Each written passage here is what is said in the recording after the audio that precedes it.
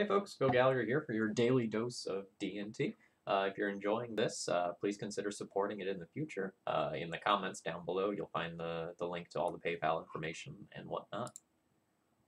Let's battle and see how our pile o' charming princes can do.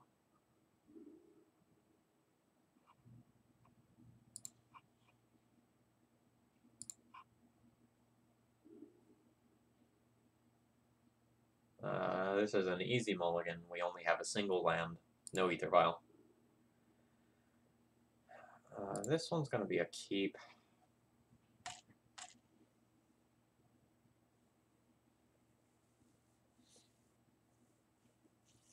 My turn 1 play is Giver, my turn 2 play is Thalia, my turn 3 play is Stoneforge Mystic. Serra Avenger is the one that doesn't fit into the picture here.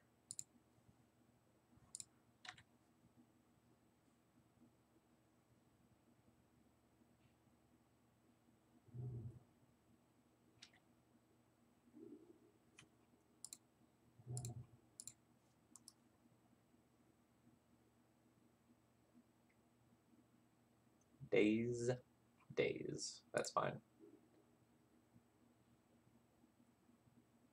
We don't really have the luxury of playing around days with this hand. Like, if we just pass the turn there and they drop like a Tarmogoyf or a Ren and 6, we're pretty far behind.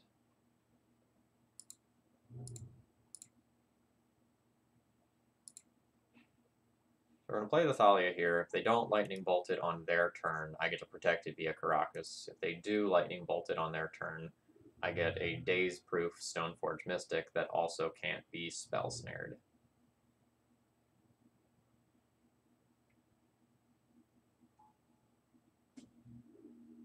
Tarmogoyf hitting play is fine. I'm not even going to Swords to Plowshares that this turn.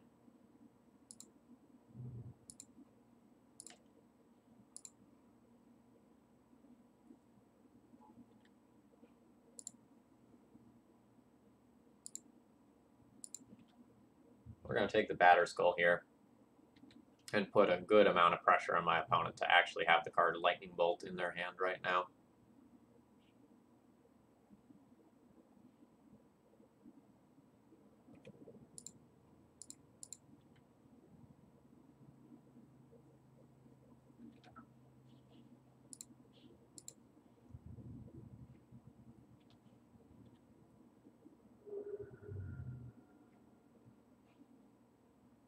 They did have the card Lightning Bolt in their hand.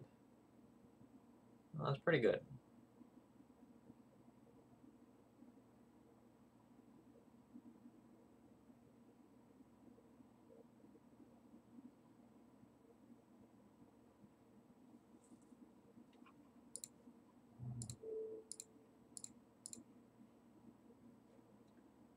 Getting that Goyf off the table.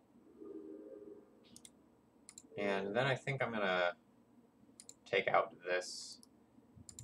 You can have a long discussion about Volcanic Island over Drop there, though. Since I've got another Swords of Plowshares, I'm less scared about them doing something like playing a follow-up Tarmogoyf, which is why I chose the one that I did.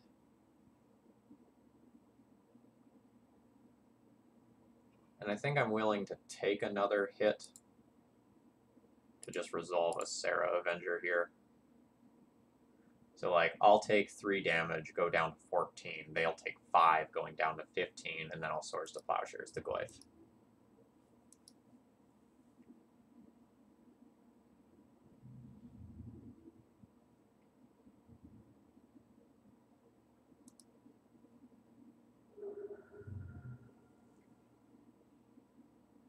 And they have a third Goyf. Booting Mandrills?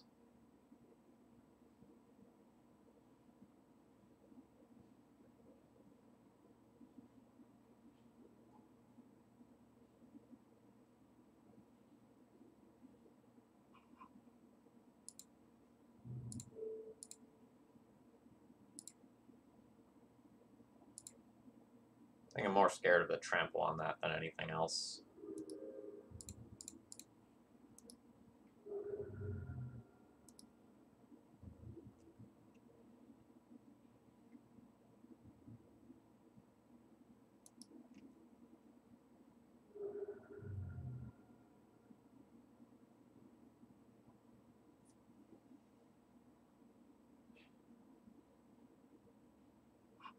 I'm going to play a pre-combat Stoneforge Mystic.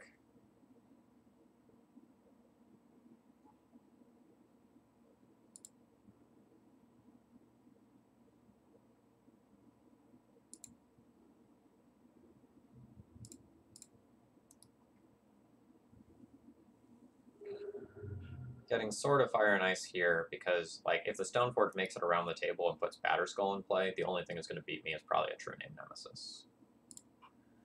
Alright, Rug Delver. Paths, Rest in Peace, and Council's Judgments. Those are probably where we want to be. We can also consider Palace Jailer depending on what our cuts need to look like. But it's probably going to be a no since they're a True Name Nemesis deck. So I don't want my Revokers. The Canonist is probably a no.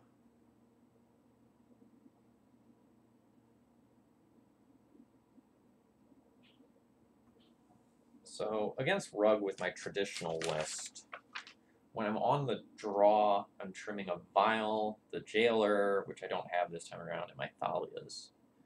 So if I continue to trim my Thalias when I'm on the draw to make these things easier to cast, then I would still need to keep something else in the main deck, and then I'm not trimming the Vial that I'm normally trimming.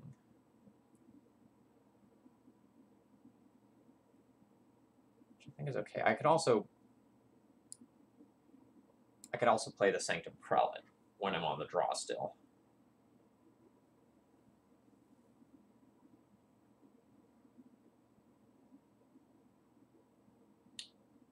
And I think that's fine. I think that's better than the Canonist. The Canonist being an artifact and growing Tarmogoyf by 2 when it dies is kind of a big deal.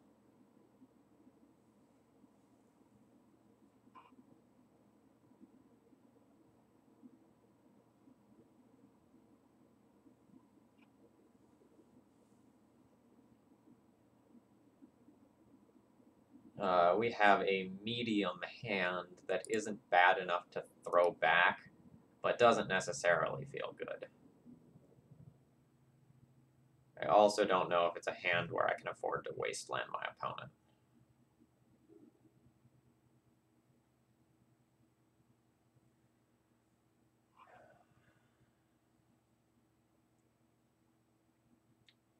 I think I'm going to snap off the Path to Exile on the Delver, assuming that they don't have a basic.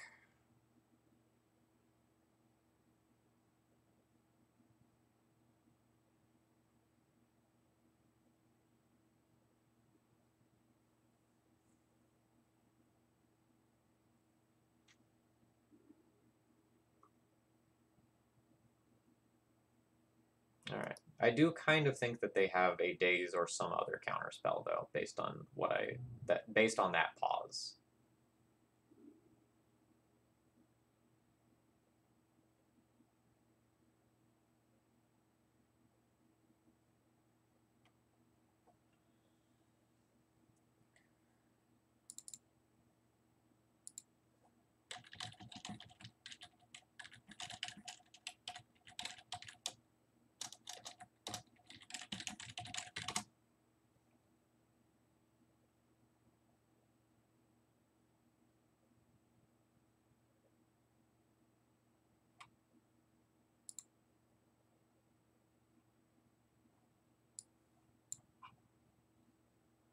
So the Mandrel's deck list is playing 4 Stifles.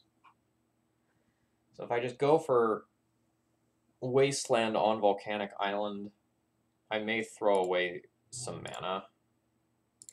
So I think I'm going to go ahead and cast Giver of Runes and make it Daze-proof.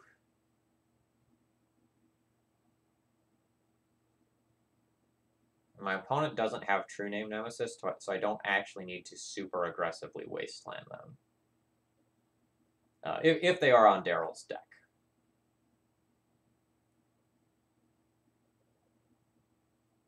I don't know that for sure, but Hooting Mandrels is not something a lot of people are playing right now.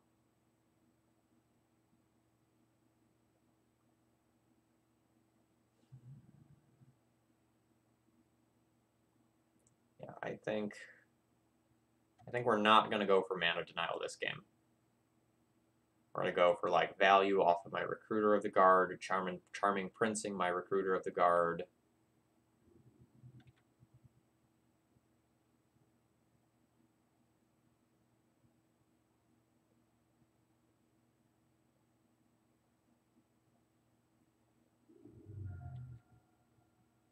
So that was the opportunity where if I wanted to stifle, I could, or sorry, if I wanted to wasteland, I could do it without any problems whatsoever.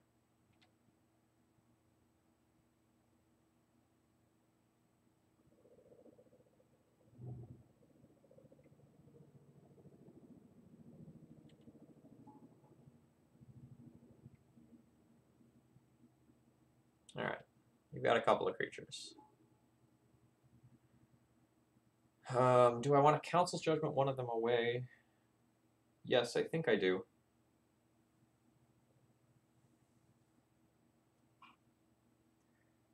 I'm fine with playing the Council's Judgment into a Daze because it plays around the 2 spell pierces that that deck list is playing.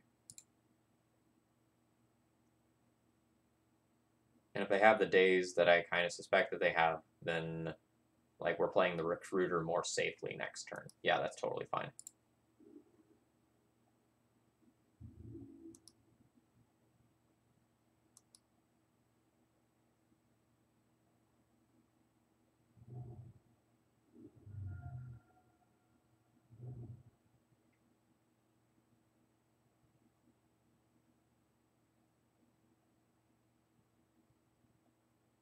Seems like sort of odd ponder timing. They're not giving themselves as much flexibility. Okay, that explains it. I take it back. So now they've set up 2 Delvers to flip next turn.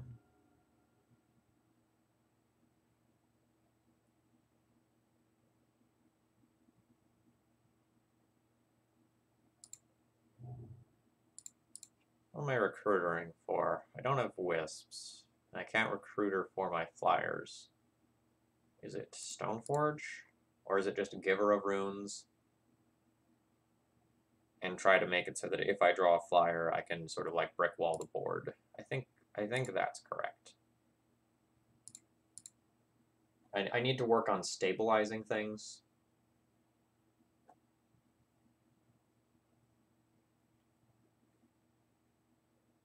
Because if I take all the damage, I'm presumably taking 10 damage next turn and going to 5. And I might just have to chump block with Recruiter on Tarmogoyf.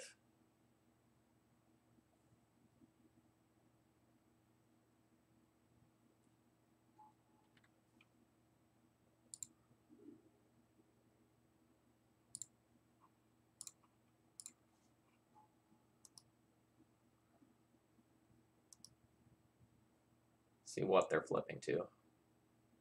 They're flipping to a Ponder.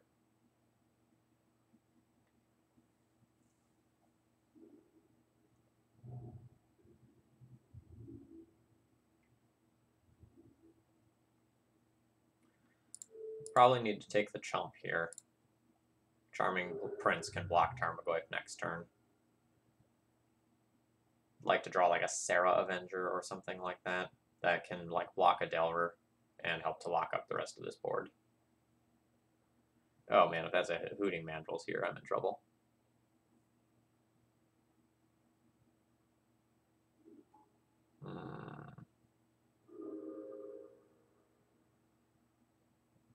So I take 6 in the air, and presumably, like I would chump block that. Yeah. There's too much pressure on. Like I can Charming Prince and like maybe live through a turn, but there's too many bodies on the board that I'm not getting back out of that.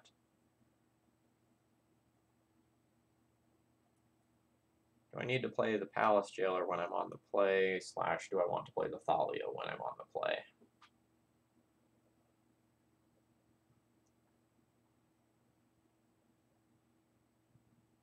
I probably want the Thalias when I'm on the play.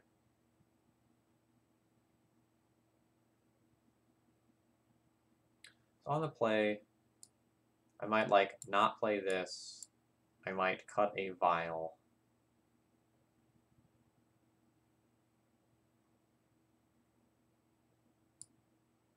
might only play one recruiter. That gets 3 of the 4 Thalias back in there, and then I can like shave a Charming Prince. This leaves me at 21 creatures, which is a fine place to be. I think I like that. Mulligan. I'm a little action light here. I'm very all in on the mana denial plan this hand. I will not beat a resolved Renin 6. But hopefully my opponent only has 2 of those.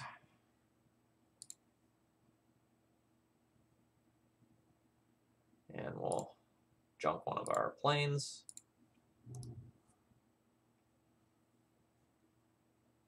I will probably play Wasteland over casting. I will probably use Wasteland over casting Thalia this game.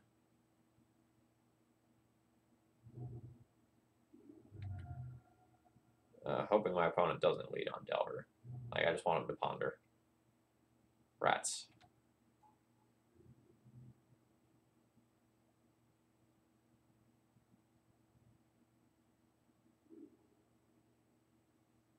I mean, that's pretty good.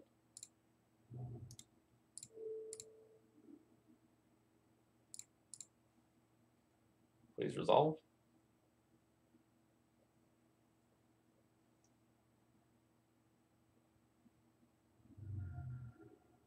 Alright, force pitching stifle.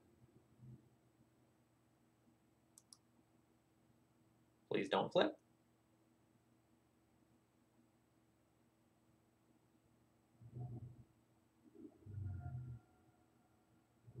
Now we'll probably see a ponder to set up the Delver. Nope, just another Delver.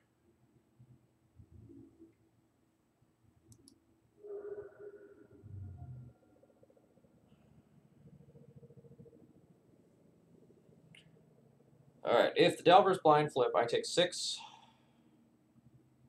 going to 13. I play Stoneforge.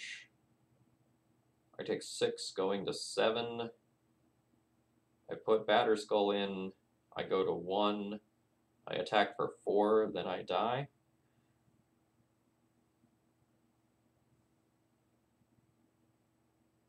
But if the Delvers don't blind flip,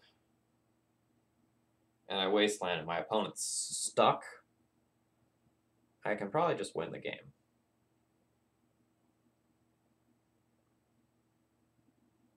Like, if I play the Stoneforge and it gets bolted, I'm in a pretty bad spot. I also can't really play the Thalia because it'll lock me out of casting this Council Judgment. Then again, like, the Wasteland potentially does as well. I'm going to continue on the mana denial plan and hope they don't blind flip.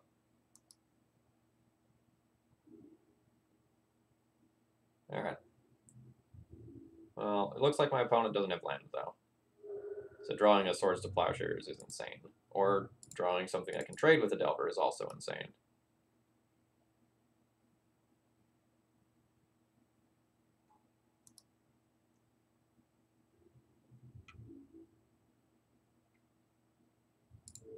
Absolutely trade.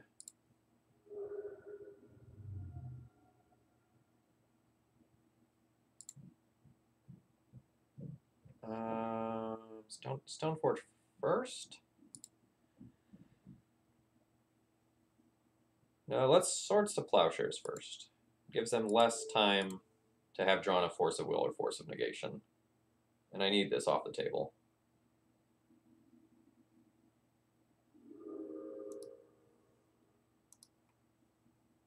Now I'll stick Thalia on a board where they have no mana.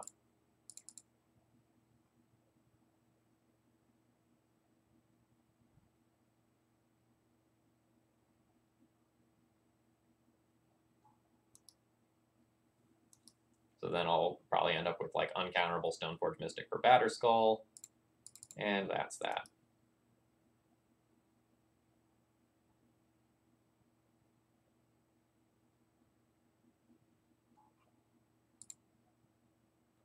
And my opponent has conceded. We have gone 4-1 with the 2-drop taxes. Notes about the deck list. Number one, 4 Charming Prince is too many. Number two, 2 drop taxes as an idea isn't quite there yet. You get too much utility out of things like Palace Jailer, Sanctum Prelate, and Flicker Wisp in particular. So I think if you want to be playing around with Charming Prince, you should do so in a build that still has access to Flicker Wisp and some of these other like silver bullets like Prelate and Jailer, whether that's in the main or in the sideboard.